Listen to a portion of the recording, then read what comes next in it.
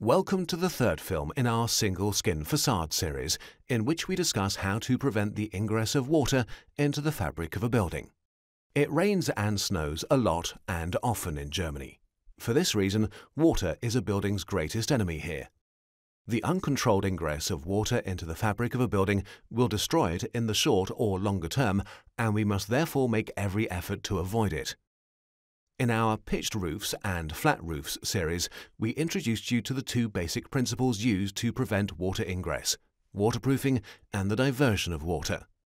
These two principles apply to the whole of a building shell, not just the roof. If a cellar is constantly surrounded by groundwater, damp proofing is the only solution. And windows can be waterproofed using plastic lips to seal the gap between the frame and the casement of a window against driving rain. Wherever water presses against a building, the waterproofing method is used. Diverting water is probably the simplest method.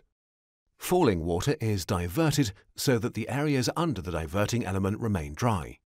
You can see the principle at work here on a number of different scales: large umbrellas, small umbrellas, hats with brims. Various sections of a building shell, including roof coverings, window sills and wall copings, are designed on this principle. When using the diversion principle, however, you must also keep in mind the effects of cohesion and adhesion forces. Cohesion forces result in the formation of large water droplets that adhere to the surface of a structure due to adhesion. This phenomenon allows water to be drawn into the fabric of a building. If wind is also driving water against a building, it can penetrate the joints in the construction. This is why sheet metal roof coverings must run a minimum distance up the roof upstand. But buildings not only need to be protected against the ingress of rainwater. Water can also form on or in components as damp air hitting cold surfaces forms condensation. This picture shows typical condensation damage: mold growing on a damp wall at a corner inside a building. This is the coldest part of the wall because of the geometric thermal bridge, and is so the first place where damp interior air condenses.